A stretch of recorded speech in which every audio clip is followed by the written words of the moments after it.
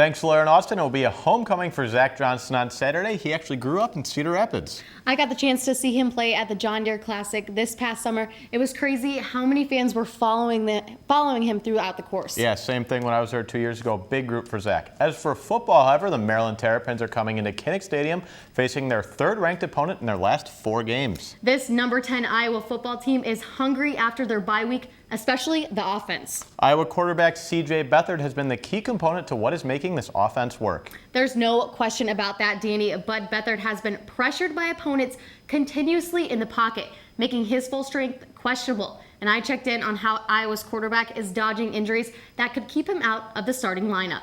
C.J. Beathard is the first quarterback in Iowa school history to win his first 8 career starts. It's a special team, it's a special feeling.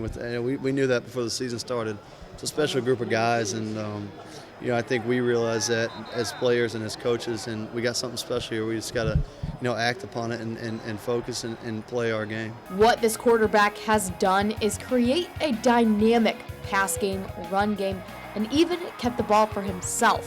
But there have been some concerns about if Beathard is at 100%. I'm getting there. I don't think I'm fully 100% yet, but every day it's getting better. So rumors floated around the sports world week 7 of the Northwestern game, but sure enough, the quarterback was in the pocket when the warm-up clock hit 0.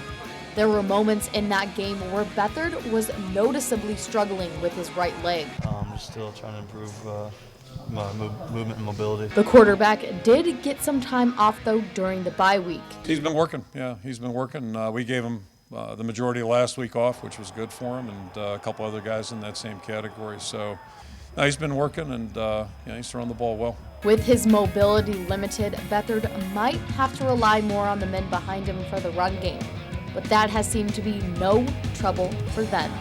Beathard won't be going against an easy defense, though. That's right. Maryland has an impressive backfield that Iowa needs to look out for. Jordan Maloney has more on how Iowa and Maryland look head-to-head.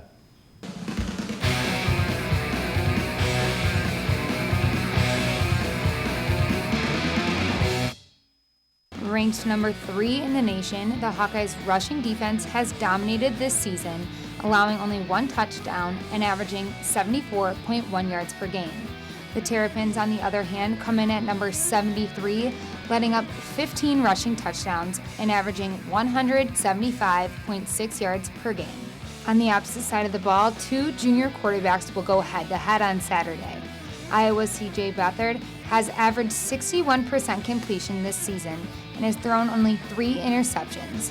On the other sideline, Perry Hill has 52.8 completion percentage with 7 interceptions. While the quarterbacks always play a huge role, the most interesting position matchup between the teams are the punt-returning defensive backs, Maryland's Will Likely and Iowa's Desmond King. Likely leads the Big Ten, averaging 19.9 yards per return, while King comes in a close second with a 15.7-yard average. Jordan Maloney, Daily Iowan TV Sport. Maryland is a team that Iowa can't look past though, and there are specifically 62.5%, thanks to Coach Ferentz for that math, of Iowa's Big Ten schedule left. Even with Iowa's 7-0 start, members of the national media are questioning Iowa's strength of schedule. Zach Mackey tells us why. It's been a hot topic all throughout college football last week, the strength of Iowa's football schedule. Many national media outlets have picked up the topic as the crew of ESPN College Gameday looked at the remaining schedule, and lead analyst Kurt Herbstreit called it almost embarrassing. As Coach Ferentz mentions, there is still a lot of conference games to be played. 2.5 to be exact percent of our Big Ten schedule to play yet. So, to worry about those things is really kind of silly. And really, you get defined by what you do on the field. The best thing we can do right now is just worry about this game. We got a real big game coming up with Maryland, a team that beat us last year. Iowa's strength of schedule is ranked 36th in the country, which puts them higher than Baylor, TCU, Ohio State, and Clemson, to name a few. Iowa is also one of 2 teams who have had multiple road top 25 victories as the Hawks knocked off Wisconsin and Northwestern to join the likes of Alabama. Some Hawkeyes would rather fly under the radar than have the target on their back. We were flying under the radar there for a little bit.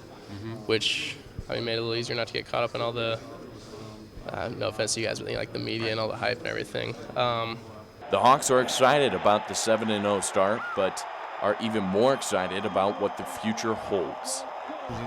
There's still 5 games left in the regular season, and that's a lot. That's a lot of games. 5 Big Ten games.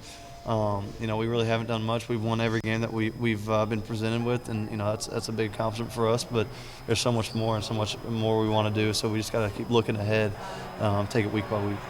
For Daily Iowa TV Sports, I'm Zach Mackey.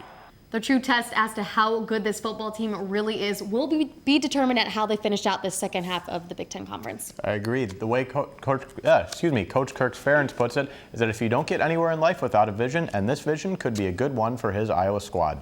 No doubt about that, Danny, and that will do it for us here on Pregame. Be sure to pick up a copy of Pregame on newsstands tomorrow, as well as Friday's DI for extended Iowa football coverage and wrap-ups of Iowa men's and women's hoops. Then check us out on Sunday, where fifth quarter football will highlight everything from this game against Maryland. But for now, we will see you on game day. Don't forget those rain jackets. Alaire and Austin, back to you.